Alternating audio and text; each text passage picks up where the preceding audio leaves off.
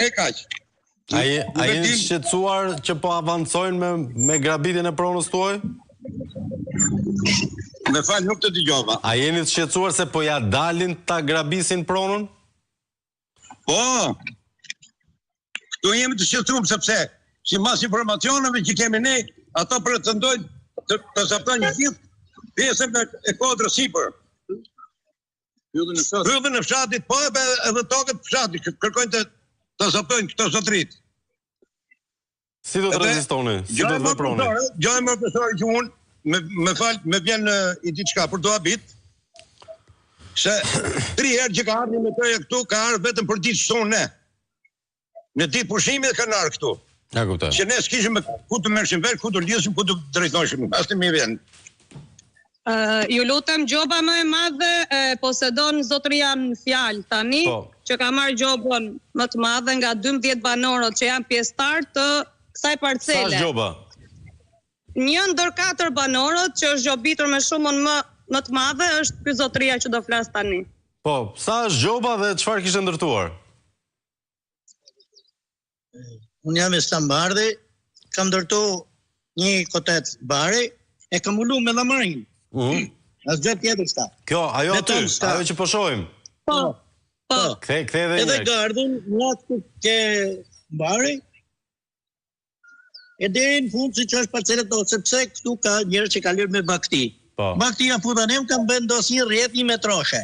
Sa është gjoba? Po pa beton. Pa beton, asgjë s'ka. Shuma e gjobës? Shuma e gjobës është 9.200.000. Dë vjetra, ha? 9.200.000 lekë për barë të lënë aty. Sa është as kotet barë, është thjesht barë i kashte lënë aty, e të mëshme. Çfarë ju thot letra përveç gjobës? A ka masa tjera në rast mos pagimi e kështu? Kërcënimet e zakonshme?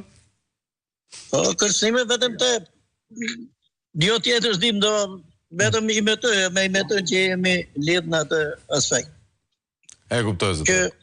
Me u prish, erdhe prishën, po atë. Sa larg janë kjo parcela nga rruga nacionale? Kjo është... Rruga nacionale 500 metra. 500 metra nga... Rruga është lartë, këtu është ura, këtu është ura e fshatit. Po, e shoh. Lartë është rruga dhe këtu janë parcelat që janë buzlumit. E kuptoj. Lutem, ma lëre kamerën te ky koteci barit, nuk e di çfarë mund të quhet kjo. Po, ja provem unë. Se është një mrekulli 10 milion lekë gjob për një banor të fshatit që ka lënë barin aty. E pabesueshme, por e vërtet. Ka patur një tip llamarine mbi shtëpinë, të rrethuar, edhe një tel me gjëmba, si puna e kësaj parcelës tjetër. Po, e shoh. Edhe kjo parcela tjetër janë hedhur bantierat, telat me gjëmba. Kjo është parcela që kishte 4.800.000, vetëm për këtë. E kuptoj. Se ka rrethuar.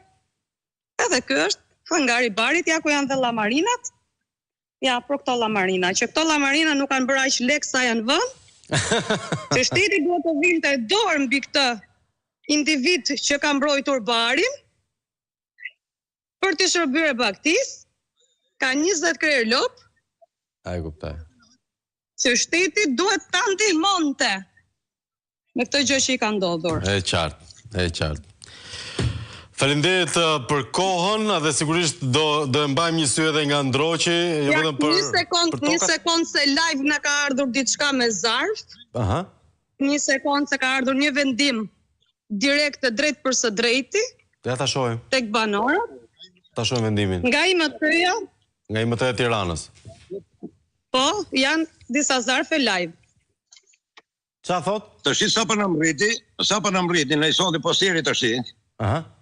Vendimet për prishje që kanë nxjerrë Inspektorati i Mbrojtjes Territorit të Bashkisë Tiranë, që thotë do të kryhet të prishje me datën 8/11/2025 ora 9:00.